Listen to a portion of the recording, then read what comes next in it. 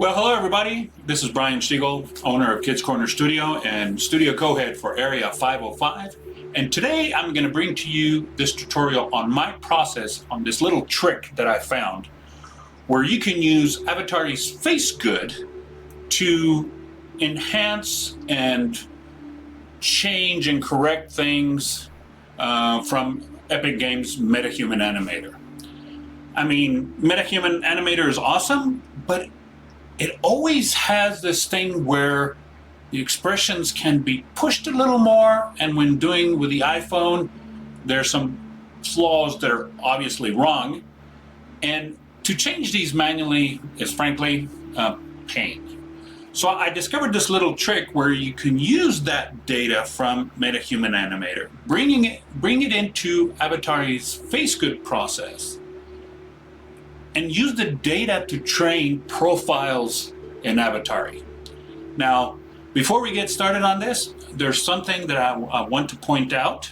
And the reason why I point it out is because it happens to me all the time.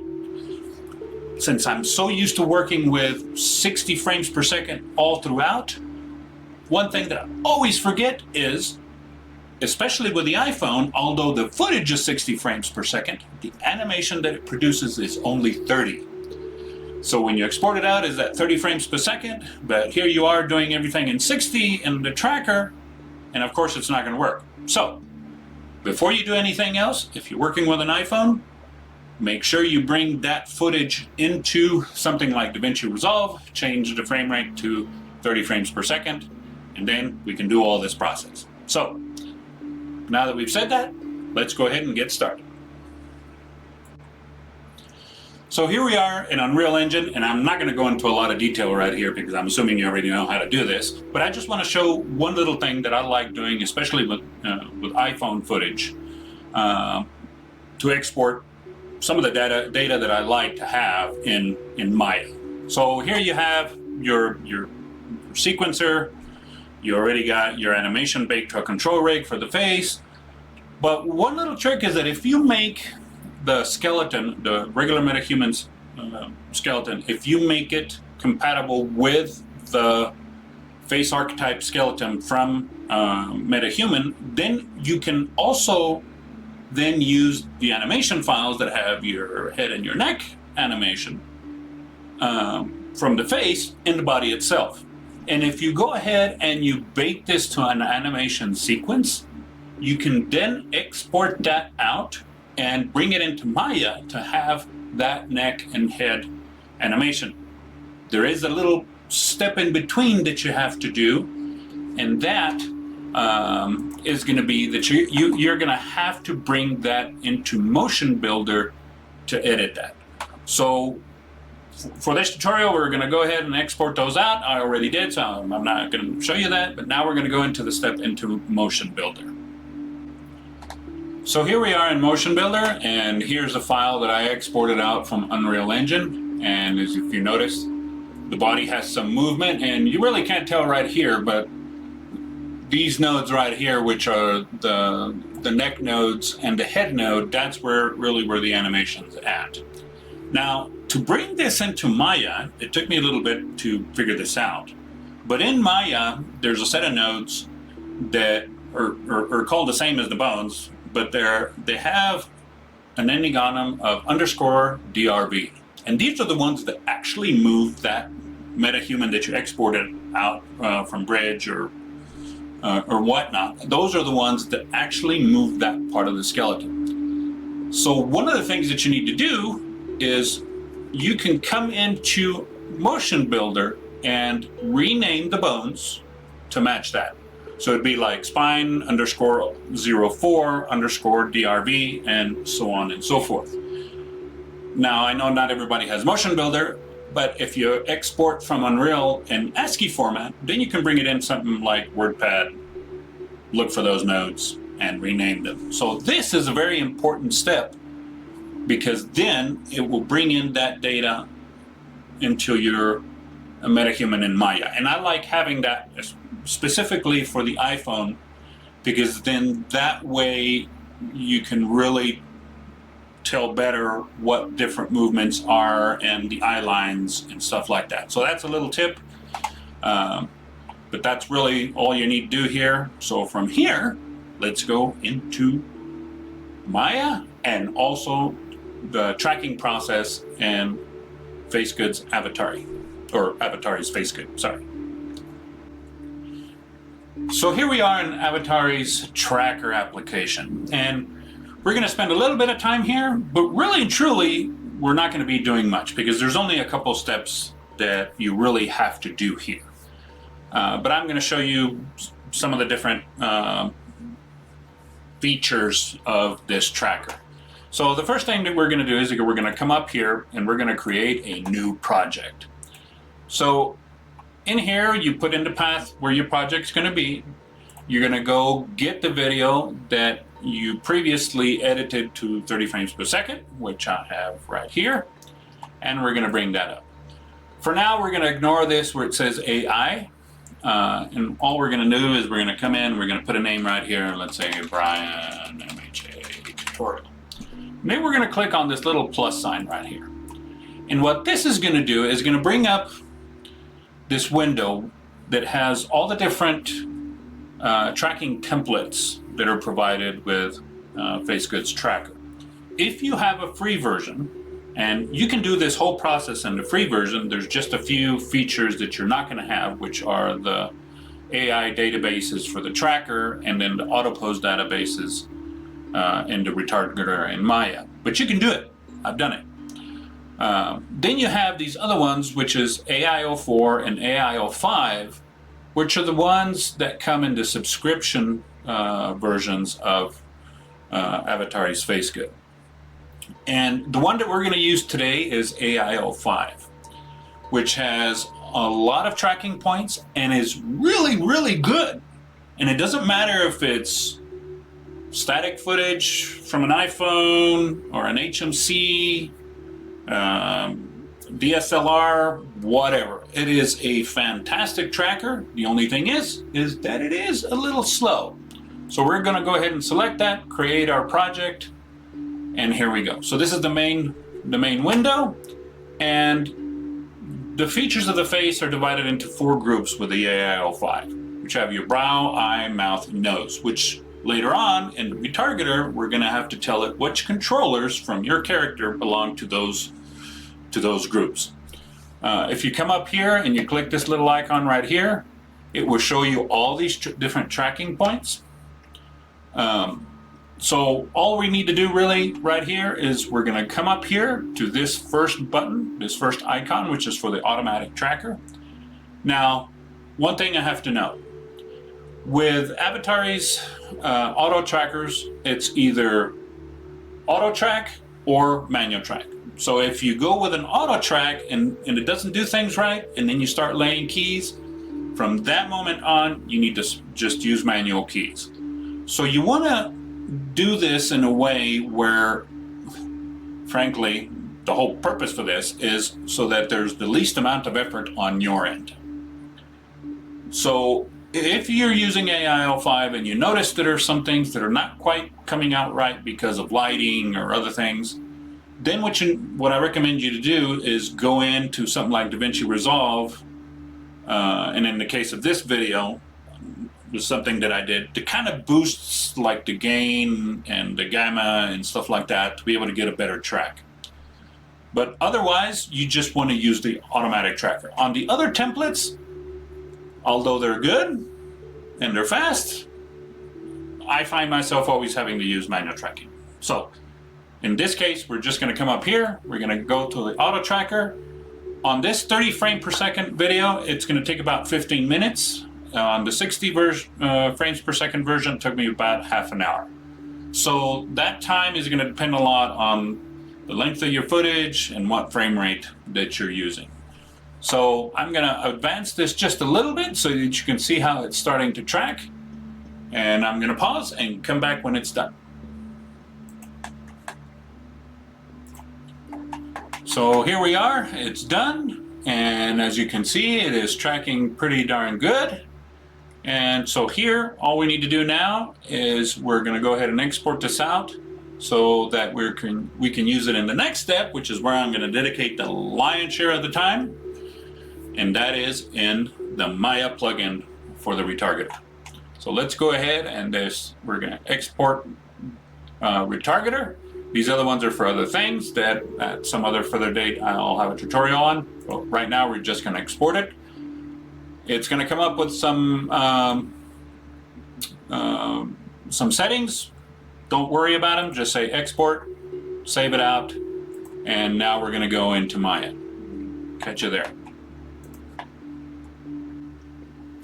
Well, so here we are in Maya, and I've already loaded the MHA facial animation from Unreal Engine and the edited FBX from Motion Builder.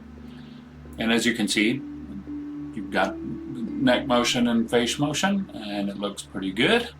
Now, when you install FaceGood on your computer, it automatically grabs and installs the plugin and whatever versions of Maya that you have on your PC. So you go up here to where it says FaceGood right here in this menu, and you don't see it here because OBS doesn't capture the menu, but the very first one is FG Retargeter, and that's the one that we're going to be using today. There's a few other plugins that FaceGood installs, but we're not going to be dealing with those today.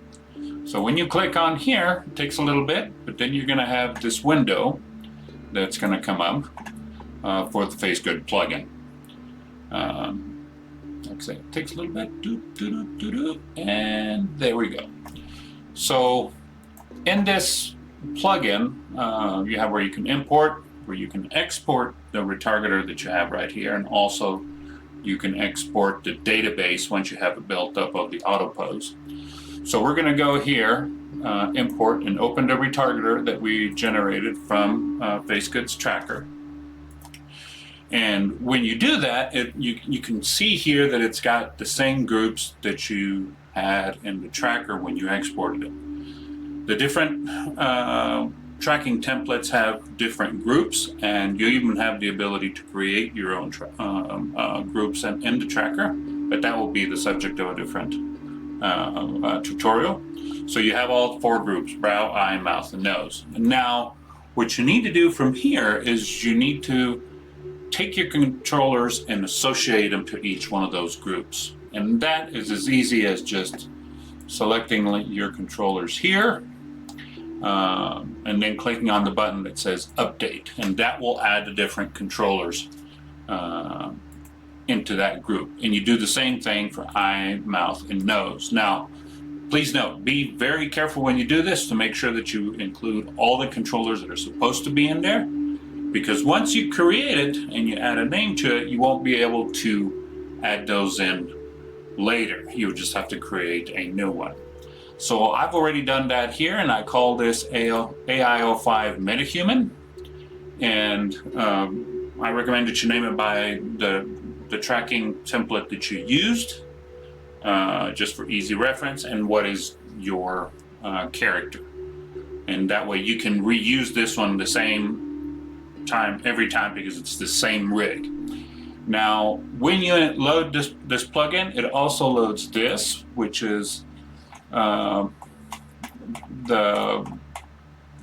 plane that you're going to use for your footage. So I'm going to bring that up, rotate it around 90 degrees, Control A for the attribute editor, and go look for the footage that you tracked. And there we go. Let's make this a little bigger. And then from there we can close that. Now, keep this window open for the FaceGood retargeter, because you're going to be going back and forth on it as you go creating your poses. So there's the different controllers for each one of the areas, and then there's these 3 other tabs: pose, auto pose, and smooth. Pose is the one that you're going to start off working in, and that's going to be all your different key poses for each one of the different groups. Auto pose is basically almost the same thing, but that's the database, and you can build on this as you go along in other videos, and that's what you're going to use to retarget those videos. And then smooth, as it is, as it says, it's exactly what that's for, is to smooth that animation out. So before I get started, I want to point out something. Now, a lot of people ask me, well, why do you do this? Why you bring it in this way into FaceGood? The animation from the iPhone is actually pretty good. Or even as well, maybe an animator can do this quicker. Yeah, those are all valid. I am not an animator, so I don't have the skill set to grab and do all this manually and stuff like layers and stuff like that. So this is why I came up with this way of doing it, because to me it's easier. But that's really up to you. And a lot of the changes you're going to be doing to this are really very subtle. It's only those who have that have a real eye to detail that the quality results from the iPhone really bug them. But I've even noticed this even with footage captured with stereo HMCs, because it's something that MetaHuman Animator is consistent with. A lot of what you're changing is just pushing that animation further.